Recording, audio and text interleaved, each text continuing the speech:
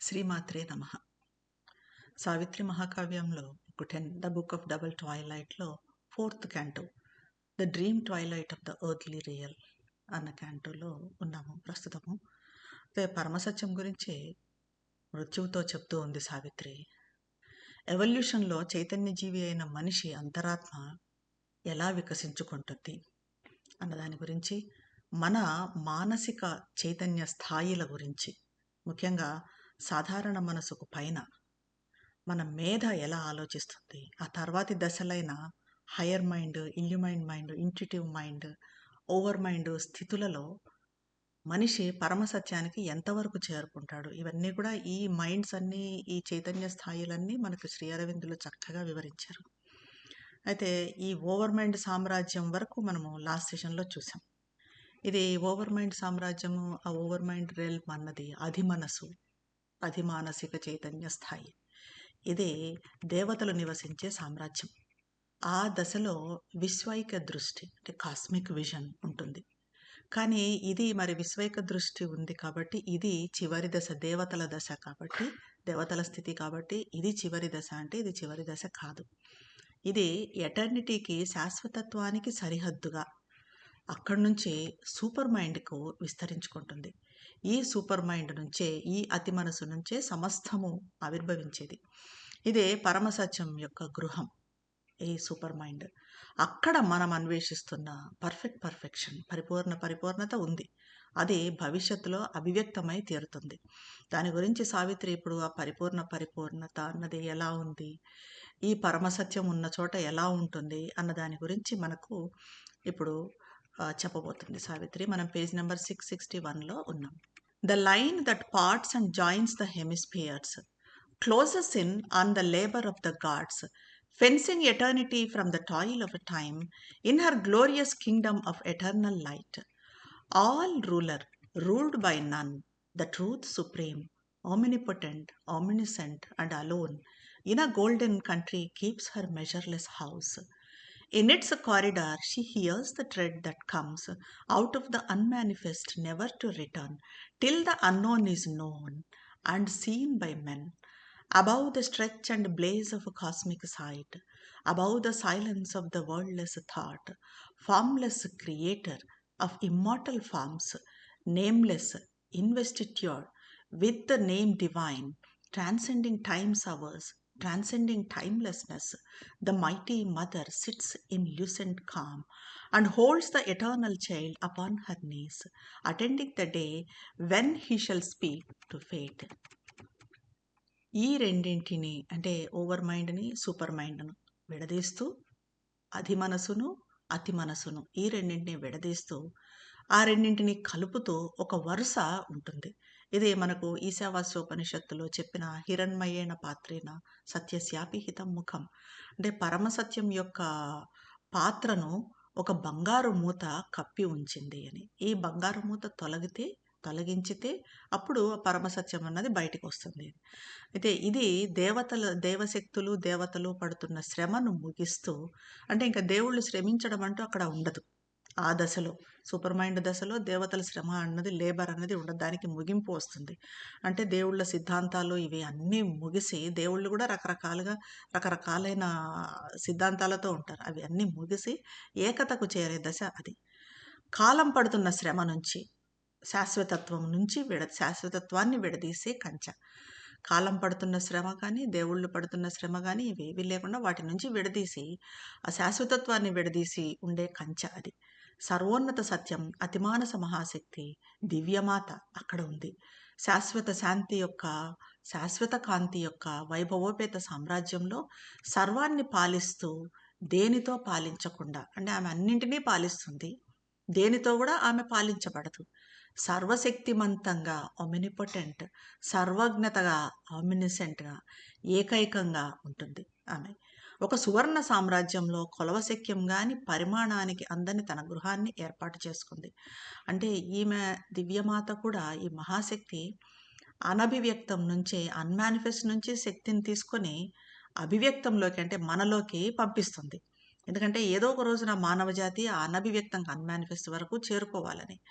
అలా తన గృహం వరండాలో అనభివ్యక్తం నుంచి, అన్‌మానిఫెస్ట్ నుంచి ఏది తిరిగి వెళ్ళిపోదో, ఆ పరమ సత్యం యొక్క వరండాలో ఆమె అడుగుల చప్పుడు వింటూ ఉంటుంది. మనుషులకు అజ్ఞేయం గురించి తెలిసేంత వరకు, వాళ్ళు దాన్ని, ఆ అజ్ఞేయాన్ని చూసేంత వరకు అన్నోయబుల్‌ని, విశ్వదృష్టి తేజం విస్తరించుకున్న దానికి అతీతంలో పదరహిత ఆలోచన, అంటే పదాలు లేని ఆలోచన. ఇక్కడ ఆలోచన అన్నది వేదాల్లో చెప్పినట్టుగా పదం లేకుండా ఉంటుంది. మనకొచ్చే ఆలోచన ఎలా ఉంటుంది? ఎప్పుడు కొన్ని పదాల వరుసలతో ఉంటుంది. ఆలోచన అన్నది కాన్షియస్‌నెస్ ధరించిన వస్త్రం. ఈ వస్త్రం ద్వారా, ఈ రోబ్ ద్వారా కాన్షియస్‌నెస్ తనను తాను ప్రకటించుకుంటుంది. అలాంటి ఆలోచన, అంటే పదం అన్నది లేని ఆలోచన యొక్క నిశ్శబ్దానికి అతీతంలో, ఆ నిశ్శబ్దానికి అతీతంలోని నిశ్చలతలో అమృత రూపాలను సృష్టించే రూపరహిత, నామరహిత సృష్టికర్త. అంటే ఆమెకు రూపమంటూ లేదు, నామమంటూ లేదు. అలా రూపాలను, అమృత రూపాలను సృష్టిస్తూ ఉండే సృష్టికర్త మహాశక్తి దివ్య నామంతో కాలాన్ని, కాలరహితాన్ని అతిశయిస్తూ, కాలాన్ని అతిశయిస్తుంది అండ్ కాలరహితాన్ని, టైమ్‌లెస్‌నెస్‌ను అతిశయిస్తుంది. ఎందుకంటే ఈ 2 కూడా ఆమె ఆధీనంలోనే ఉంటాయి. కాబట్టి ఆ రెండింటిని అతిశయిస్తుంది.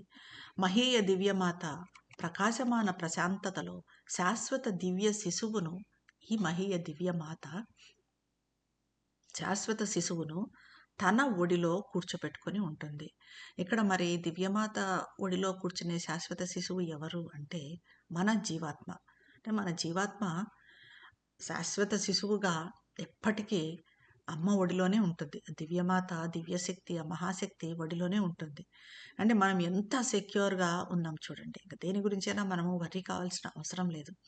మన జీవాత్మ టైంకి, టైమ్‌లెస్‌కి అతీతంగా, కాలానికి, కాలరహితానికి, ఈ రెండింటికి అతీతంగా ఆమె ఒడిలో కూర్చొని ఉంటుంది. మనం అయితే ఎప్పుడిది మనకు అర్థమవుతుందంటే, మనం దీన్ని సాక్షాత్కరించుకున్నప్పుడు. ఎప్పుడైతే మనం సైకిక్ బీయింగ్‌ని సాక్షాత్కరింపజేసుకుంటామో, అప్పుడు ఇది మనకు అర్థమవుతుంది. మనిషి ఎప్పుడు తన భవితవ్యాన్ని తెలుసుకుంటాడా? ఆమె తన ఒళ్ళో కూర్చోబెట్టుకొని మన జీవాత్మను, మనిషి మరి ఎప్పుడు తన భవితవ్యాన్ని, తన ఫ్యూచర్‌ని తెలుసుకుంటాడా? తన ఫేట్‌ని తెలుసుకుంటాడా? మనిషి ఫేట్, భవిష్యత్తు ఏంటి? భగవత్ సంకల్పాన్ని నెరవేర్చటం. ఇక్కడ భూమి మీద నెరవేర్చటం. ఆయన మనలో ప్రకటితం కావటం. దీన్ని మనిషి ఎప్పుడు నెరవేరుస్తాడా అని ఆమె ఎదురు చూస్తూ ఉంటుంది. ఇదంతా సావిత్రి మృత్యువుతో చెప్తూ ఉంది. There is the image of our future's hope. అక్కడ సూపర్ మైండ్ దగ్గర ఎలా ఉంటుంది, ఆ పరమసత్యం దగ్గర ఎలా ఉంటుంది అన్నది సావిత్రి చెప్తూ ఉంది. There is the image of our future's hope. There is the sun for which all darkness waits. There is the imperishable harmony. The world's contradictions climb to her and are one. There is the truth of which the world's truths are shreds, the light of which the world's ignorance is the shade, till truth draws back the shade that it has cast, the love our hearts call down to heal all strife, the bliss for which the world's derelict sorrows yearn. Thence comes the glory sometimes seen on earth, the visits of Godhead to the human soul, the beauty and the dream on nature's face. There the perfection born from eternity calls to it, the perfection born in time, the truth of God surprising human life, the image of God overtaking finite shapes. ఇంకా సావిత్రి చెప్తూ ఉంది, అక్కడ ఆ దశలో, super mind దశలో మన భవిష్యత్తు గురించిన ఆశా ప్రతిరూపం ఉంది. మన భవిష్యత్ అంటే ఇప్పుడు మనం పెట్టుకునే గోల్స్ ఇవన్నీ డాక్టర్ కావడమా, సంపాదించడమా, కార్లు, ఇది కాదు మన భవిష్యత్తు. మన భవిష్యత్ అంటే మన సైకిక్ బీయింగ్‌ని మనం కలవటం. ఆ భవిష్యత్తు గురించిన ఆశ ఎక్కడ నెరవేరుతుందంటే అక్కడ నెరవేరుతుంది. అక్కడ మొత్తం అంధకారము, అజ్ఞానము. మాకు వెలుగు కావాలి, జ్ఞానం కావాలి అని ఏ సూర్యుని కోసం వేచి చూస్తుందో, అజ్ఞానమంతా, అంధకారమంతా మాకు వెలుగు కావాలి, కావాలి, పలానా సూర్యుడి నుంచి వచ్చే వెలుగు కావాలి, జ్ఞాన సూర్యుడి నుంచి అని ఏ సూర్యుని వెలుగు కోసం వేచి చూస్తుందో ఆ సూర్యుడు అక్కడ ఉన్నాడు. అక్కడ అనస్వర సామరస్యత, నశింపులేని హార్మనీ, ఎప్పటికీ నశింపులేని సామరస్యత అన్నది ఉంది. ఈ ప్రపంచంలో ఇప్పుడు కనిపిస్తున్న ఈ వైరుధ్యాలన్నీ, మనం ఇప్పుడు చూస్తున్న ఈ మంచి, చెడు, బాధ, సుఖము, దుఃఖము, బాధ, సంతోషము, ప్రేమ, ద్వేషము, ఇవన్నీ, ఇలాంటి వైరుధ్యాలన్నీ కూడా ఆరోహిస్తూ అక్కడ చేరుకొని, అక్కడ ఆ సూపర్ మైండ్‌లో అక్కడ ఒక్కటవుతాయి. ఇది మనకు ఇంతకు మునుపు బుక్ 6లో కూడా శ్రీ అరవిందులు చెప్తారు. సెకండ్ క్యాంటోలో నారద మహర్షి అశ్వపతికి చెప్తూ అంటాడు, ప్రపంచాలు కలిసే సరిహద్దుపై శాశ్వత కాంతిలో ప్రతి శిఖరానికి వేసే అడుగుల సరిహద్దులో ప్రతి వస్తువు యొక్క రహస్య ధర్మం సఫలమై ఉంటుంది. సమస్త వైరుధ్యాలు తమ దీర్ఘ అసమ్మతిని అక్కడ ఆ శాశ్వత కాంతిలో ఆ శిఖరంలో తమ దీర్ఘ అసమ్మతిని గుణపరుచుకుంటాయి సూపర్ మైండ్ దశలో. అంటే అక్కడ ప్రేమ, ద్వేషము, మంచి, చెడులు లాంటి వైరుధ్యాలన్నీ కూడా ఒకదాంతో ఒకటి సమన్వయం అవుతాయి. వీటి వైరుధ్యము ప్రకృతి అత్యున్నత శిఖరాన్ని చేరినప్పుడు ప్రేమ, ద్వేషము, బాధ, సంతోషము, మంచి, చెడు లాంటి వైరుధ్యాలన్నీ కూడా ఒకదాంతో ఒకటి సమన్వయమయ్యి బాధ అన్నది సంతోషం పైన కప్పిన ముసుగుగా తెలుస్తుంది మనకు. చెడు అన్నది ఆ ముసుగు తొలగిస్తే బయటకు వచ్చేది మంచి. అలాగే ద్వేషం అంటే ద్వేషం వెనుక ప్రేమ ఉంటుంది. చెడు తిరిగి తన మూలమైన మంచి వైపు మళ్ళుతుంది. దుఃఖము ఆనంద హృదయం మీద విశ్రమించి కన్నీటికి బదులు ఆనంద బాష్పాలు రాలుస్తుంది. అక్కడ శాశ్వత వైరుధ్యాలు కలిసి కౌగిలించుకుంటాయి. ఇది ఆ వైరుధ్యాలు సామరస్యంగా ఉండే చోటు, సామరస్యతగా ఉండే చోటు. ఇక్కడ అయితే ఈ సూపర్ మైండ్ దగ్గర ప్రపంచంలో ముక్కలుగా ఉన్న సత్యం యొక్క పూర్ణ రూపం అయిన పరమసత్యం. పరమసత్యము ప్రపంచంలో మరి లేదా, అక్కడే ఉందే సూపర్ మైండ్ దగ్గరే ఉందా అంటే లేదు, ప్రపంచంలో ఉంది. కానీ ప్రపంచంలో పదార్థంలో కూడా పరమసత్యం ఉంది. కానీ ఎలా ఉంది ప్రపంచంలో? చిన్న చిన్న ముక్కలుగా ఉంది. అలాంటి పరమసత్యము అక్కడ పూర్తిగా పూర్ణ రూపంతో ఉంటుంది. ఇక్కడ ప్రపంచ అజ్ఞానం దివ్య ప్రకాశపు నీడలా పైన తెరలా ఉంది. ఎందుకు పరమసత్యం మనకు తెలియటం లేదు అంటే మన అజ్ఞానం, ప్రపంచ అజ్ఞానం దానిపైన ఒక తెరలా ఉంది కాబట్టి ఆ తెరను తొలగిస్తేనే, ఈ ప్రపంచ అజ్ఞానం అనే తెర తొలగితేనే మనకు పరమసత్యం కనిపిస్తుంది. తెర తొలగిన ఈ జ్ఞాన ప్రకాశం అయితే అక్కడ ఉంది. ఈ ఛాయ పరమసత్యం వదిలిన ఛాయనే. పరమసత్యం తాను వదిలిన ఛాయను తానే వెనక్కి తీసుకున్నప్పుడు మరి ఈ తెర కానీ ఈ నీడ కానీ మరి ఎలా వచ్చింది అని అంటే అది పరమసత్యం వదిలిన ఛాయనే. పరమసత్యమే దాన్ని వెనక్కి తీసుకోవాలి. అలా వెనక్కి తీసుకున్నప్పుడు ఆ ఛాయ, అజ్ఞానము, చీకటి పూర్తిగా తొలగిపోయి ఇక్కడ భూమి మీద దివ్యకాంతి నెలకొంటుంది. ఇక్కడ మనం పడే బాధలకు, సంఘర్షణలకు మరి స్వస్థత చేకూరాలంటే ఏ దివ్య ప్రేమను పిలుస్తామో మనకు కావాలి. మన బాధలకు స్వస్థత కావాలి, మన సమస్యలకు పరిష్కారంగా ఆ నయం చేసే ఇది స్వస్థత అన్నది కావాలి. మన సంఘర్షణల నుంచి మనం బయటపడాలి. ఏ ప్రేమతో మనం సంఘర్షణల నుంచి బయటపడతామో, దానికోసం ఏ దివ్య ప్రేమను పిలుస్తామో ఆ దివ్య ప్రేమ, దివ్యమాత ప్రేమ అక్కడ ఉంది. మనకి ఇదే బుక్ 3లో కూడా మదర్ లవ్ గురించి చెప్తారు. ద డివైన్ మదర్ బుక్లో all nature dumbly calls to her alone to heal with her feel the aching throb of life, and break the seals on the dim soul of man, and kindle her fire in the closed heart of things. All here shall be one day her sweetness home. All contraries prepare her harmony. సమస్త ప్రకృతి కూడా ఆమెనే పిలుస్తుంది. ఎందుకు? ఆ జబ్బులకు స్వస్థత చేకూరాలని, ప్రకృతి పడే సంఘర్షణను నయం కావాలని, ఆ బాధల నుంచి స్వస్థత చేకూరాలని సమస్త ప్రకృతి ఆమెనే పిలుస్తుంది. మన వైరుధ్యాలన్నీ కూడా ఆమె దగ్గరికి వెళ్ళేపాటికి ఒక హార్మోనికి, ఒక సామరస్యతకు చేరుకుంటాయి. ఇంకా సావిత్రి చెప్తూ ఉంది, అయితే నిర్లక్ష్యంగా వదిలివేయబడిన, నిరాకరించకుండా అంటే వదిలివేసిన ప్రపంచ బాధలనంతా నిర్లక్ష్యంగా వదిలేశారు. అవి పూర్తిగా నివారించబడలేదు. ఎంతమందో ఋషులు వచ్చారు, రకరకాలవి కనుక్కున్నారు, ప్రయత్నాలు చేశారు. కానీ పూర్తిగా ప్రపంచ బాధలు నివారించబడ్డాయా అంటే లేదు, ఇంకా ఉన్నాయి. సో అలా ఉన్న ప్రపంచ బాధలు పరితపించే, కావాలనుకునే బ్రహ్మానందం. ప్రపంచ బాధలకు ఇప్పుడు వాటి పరితాపము తీరాలంటే బ్రహ్మానందం కావాల్సి ఉంది. అవి పరితపిస్తున్నాయి. దేనికోసం పరితపిస్తున్నాయి? బ్రహ్మానందం కోసం పరితపిస్తున్నాయి. ఆ బ్రహ్మానందం అక్కడ ఉంది. అప్పుడప్పుడు కొన్ని సమయాల్లో భూమి మీద దర్శనమిచ్చే వైభవము అక్కడి నుంచే వస్తుంది. మనకు అప్పుడప్పుడు ఇక్కడ ఏదైతే వైభవము, భగవత్ స్పర్శ, అంతరాత్మ స్పర్శ ఉంటుందో ఇదంతా కూడా ఎక్కడి నుంచి వస్తుంది? అక్కడి నుంచే వస్తుంది. దైవం మానవ అంతరాత్మను సందర్శించడం కూడా అక్కడి నుంచే జరుగుతుంది. ప్రకృతి వదన సౌందర్యం అంటే ప్రకృతి సౌందర్యం, ఆ వదనంలో కదలాడే స్వప్నం, ఇవన్నీ కూడా అక్కడివే. శాశ్వతత్వం నుంచి జనించిన పరిపూర్ణత అక్కడ నుంచి కాలంలో జనించిన పరిపూర్ణతను పిలుస్తుంది. అంటే మన కాలంలో జనించిన పరిపూర్ణత పరిమితంగా ఉంటుంది. ఈ పరిమిత పరిపూర్ణతను, లిమిట్గా ఉన్న ఈ పర్ఫెక్షన్ని పరిపూర్ణతకు శాశ్వతత్వంలో జన్మించిన పరిపూర్ణత పిలుస్తుంది. పరిపూర్ణతకు చేరుకోవాలని అక్కడి నుంచి ఆ శాశ్వతత్వంలో జన్మించిన పరిపూర్ణత దీన్ని పిలుస్తుంది. మన పరిమిత పరిపూర్ణతను, ఆ లిమిట్ పర్ఫెక్షన్ని పిలుస్తుంది. మానవ జీవితాన్ని ఆశ్చర్యపరిచే భగవంతుని సత్యం అక్కడ ఉంది. పరిమిత రూపాలను అతిశయిస్తూ భగవంతుని దివ్య ప్రతిరూపము, ఇక్కడున్న లిమిట్ ఫార్మ్స్ వాటిని అతిశయిస్తూ భగవంతుని దివ్య ప్రతిరూపం మనము అక్కడ చూస్తాము. There is a word of everlasting light in the realms of the immortal supermind.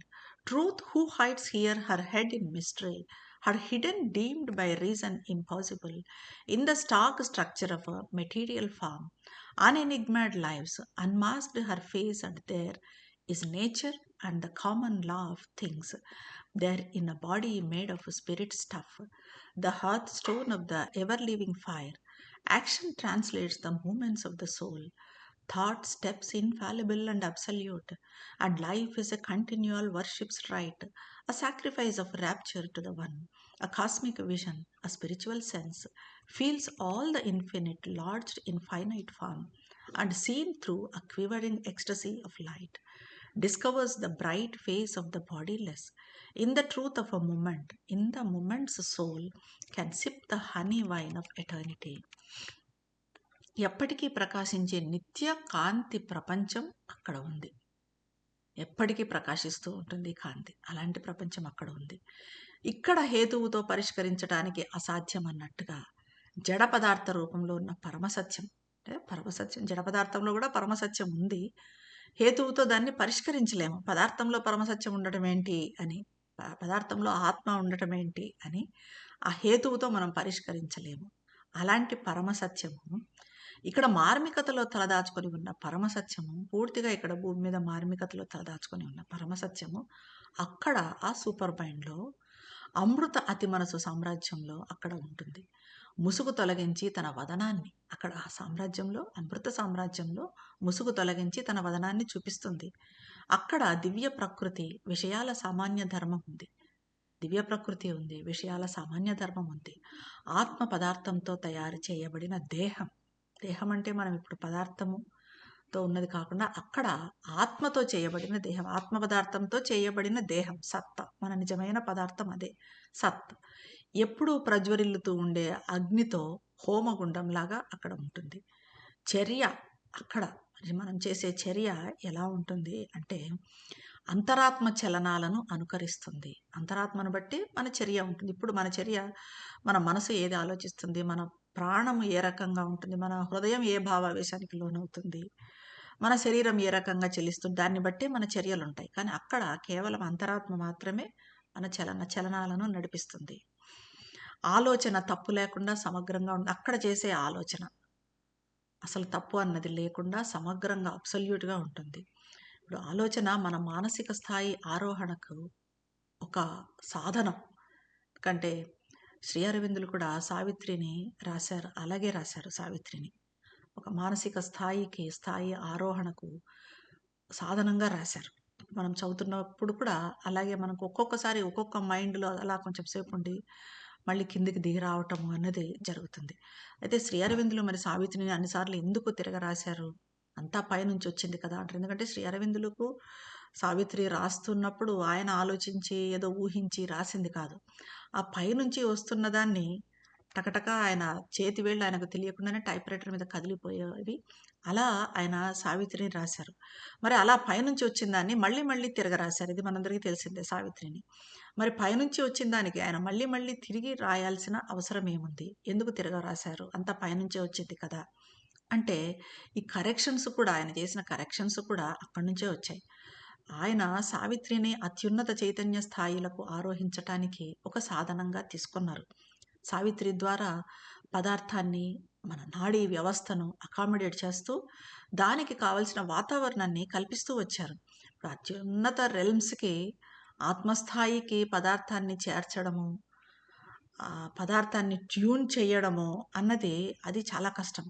Brain, body, nerve వీటన్నిటికీ సిద్ధంగా ఉండాలి. అలా సిద్ధంగా లేనప్పుడు ఇంకా మళ్ళీ మళ్ళీ తిరిగి రాయాల్సి వచ్చింది. అందుకే మదర్ అంటారు, reading Savitri it self is yoga. మనం సావిత్రి చదివితే చాలు, అదే యోగం అంటారు మాత. ఎందుకంటే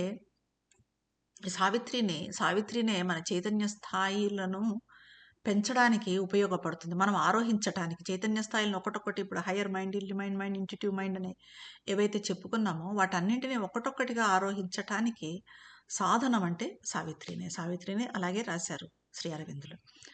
అలా అక్కడ జీవితము నిరంతరము సాగే ఒక పూజా క్రతువుగా సూపర్ మైండ్లో పరమసత్యం దగ్గర ఆ ఏకైకునికి పరవశంతో చేసే యజ్ఞంగా, త్యాగంగా ఉంటుంది. ఒక విశ్వదృష్టి, ఒక ఆధ్యాత్మిక జ్ఞానం అనంతం మొత్తం పరిమిత రూపంలో ఆశ్రయం తీసుకున్నట్టుగా అనుభూతి చెందుతుంది. కాంతితో పొందే పారవశ్యతతో చూస్తూ, ఆ కాంతితో ఒక పారవశ్యతను పొందుతాం. ఆ పారవశ్యతతో చూస్తూ దేహరహితమైన, దేహం లేని పరమసత్యం యొక్క ప్రకాశిత వదనాన్ని కనుగొంటాం. అక్కడ ఒక్క క్షణకాలపు సత్యంలో జీవితం అక్కడ ఎలా ఉంటుందో, ఒక్క క్షణకాలపు సత్యంలో, క్షణకాలపు అంతరాత్మలో శాశ్వతత్వపు తేనె మధువును అక్కడి జీవితము చవిచూస్తుంది. A spirit who is no one and innumerable, the one mystic infinite person of his world, multiplies his myriad personality, on all his bodies seals his divinity's stamp, and sits in each immortal and unique. The immobile stands behind each daily act, a background of the moment and the scene, upholding creation on its might and calm, and change on the immutable's deathless poise. The timeless looks out from the travelling hours. The ineffable puts on a robe of speech, where all its words are woven like magic threads, moving with beauty, inspiring with their gleam, and every thought takes up its destined place, recorded in the memory of the world. ఒకే ఒక ఆత్మ, ఒకే ఒక spirit, పరమాత్మ ఏదీ కాకుండా ఉంటాడు. ఎందుకంటే ఆయన అన్నిటినీ అతిశయిస్తాడు. ఆయన అసంఖ్యాకంగా కూడా ఉంటాడు, అన్నింటిలో ఉంటాడు. అలాంటి పరమాత్మ తన ప్రపంచం యొక్క మార్మిక అనంత పురుషుడుగా తన అసంఖ్యాక వ్యక్తిత్వాలను మల్టిప్లై చేస్తాడు. తనలో ఉన్న ఈ పర్సనాలిటీస్, మల్టిప్లిసిటీస్ అన్నింటినీ కూడా, తనలో పర్సనాలిటీస్ని ఇంకా ఇంకా మల్టిప్లై చేస్తాడు. ఈ అన్ని దేహాల మీద ఎన్ని పర్సనాలిటీలను ఆయన చేసినా, పర్సనాలిటీస్ని చేసినా, ఈ అన్ని వ్యక్తిత్వాల మీద, ఈ అన్ని దేహాల మీద ఆయన దివ్యత్వ ముద్ర ఉంటుంది.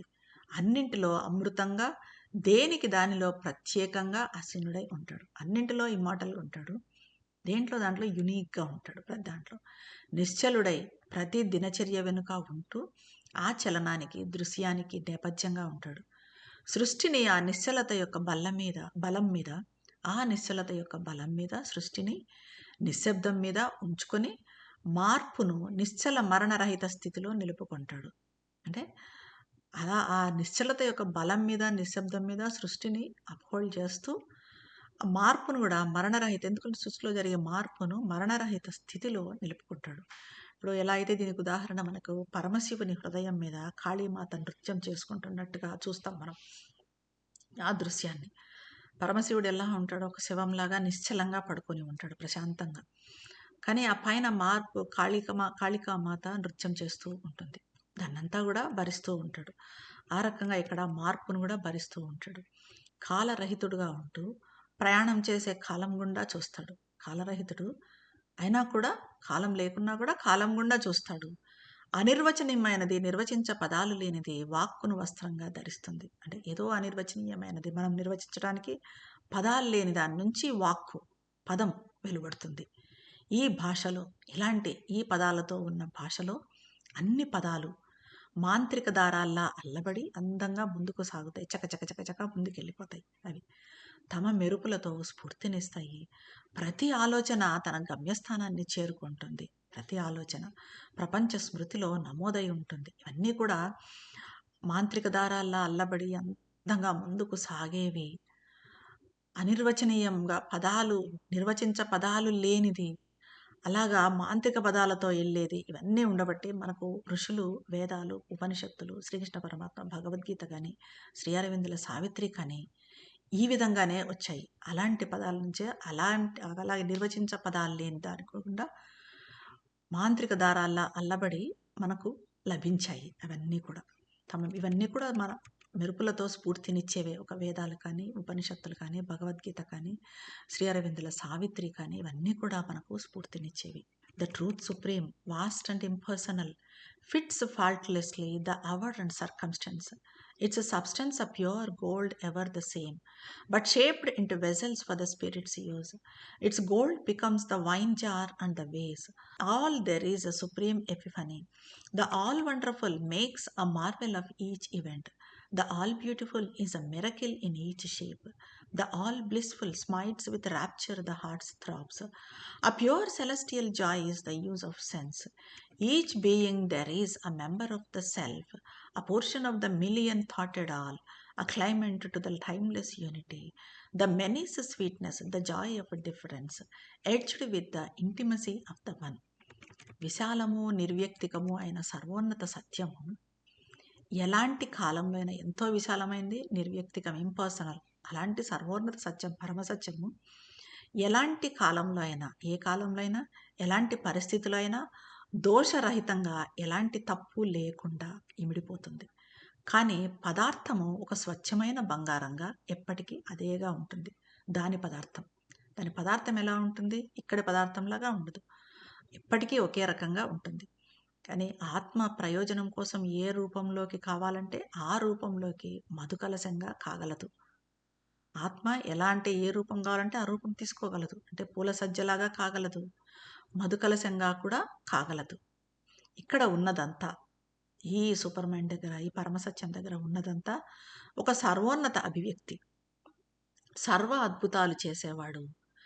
ప్రతి సంఘటనను ఒక అద్భుతంగా మారుస్తాడు. ఇక్కడ ప్రతి సంఘటన ఒక అద్భుతమే. సమస్త సౌందర్య రూపుడు ప్రతి రూపంలో, ఏ రూపంలో అయినా కూడా ఇక్కడ ఒక అద్భుతంగా ప్రకటితమవుతాడు. సర్వానందమూర్తి హృదయ స్పందనలను ఆనంద పారవస్యతలతో నింపుతాడు. బ్రహ్మానందం ఇక్కడ ఏమున్నా కూడా మొత్తం ఆనంద పారవస్యతే ఉంటుంది. ఇంద్రియాలు ఒక స్వచ్ఛమైన పవిత్ర ఆనందంతో ఉంటాయి. అక్కడ ఇంద్రియాల ప్రయోజనము పవిత్ర ఆనందం తప్ప ఇక్కడ క్షణిక ఆనందం కోసం ఇంద్రియాలు వెంపర్లాడటం అంటూ ఉండదు. అక్కడ ప్రతి జీవి ఒకే ఒక ఆత్మ సభ్యుడిగా ఉంటుంది. ప్రతి జీవి మిలియన్ల ఆలోచనలుగా ఉన్న సర్వంలో ఒక భాగం. ప్రతి జీవి మిలియన్ల ఆలోచనలలో ఉన్నా కూడా సర్వంలో ఒక భాగంగా ఉంటాడు.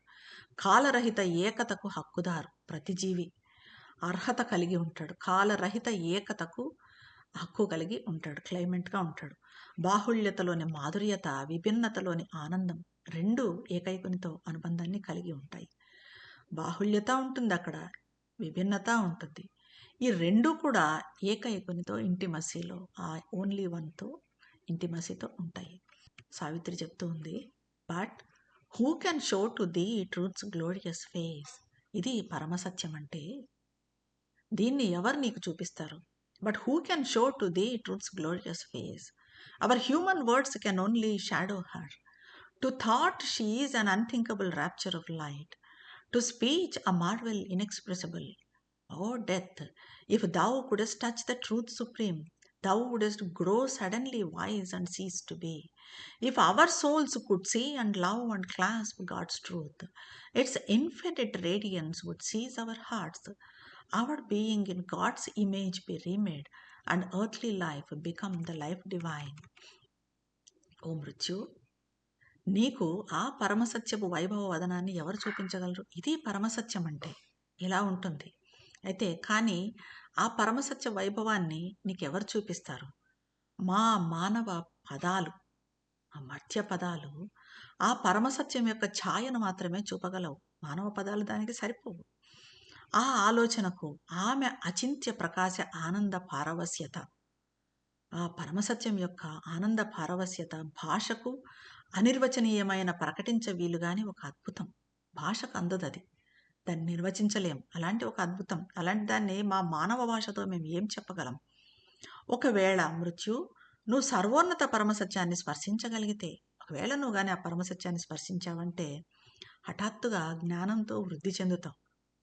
జ్ఞానంతో అభివృద్ధి చెంది వృద్ధి చెంది ఇంకా ఉండవు, ఆగిపోతావు. మృత్యు అన్నదానికి, ఎందుకంటే జ్ఞానం ఉన్నదంటే ఇంక అక్కడ మృత్యు అన్నది, చీకటి అన్నది ఉండదు, అజ్ఞానం అన్నది. సో అక్కడ నువ్వు ఇంకా ఉండవు.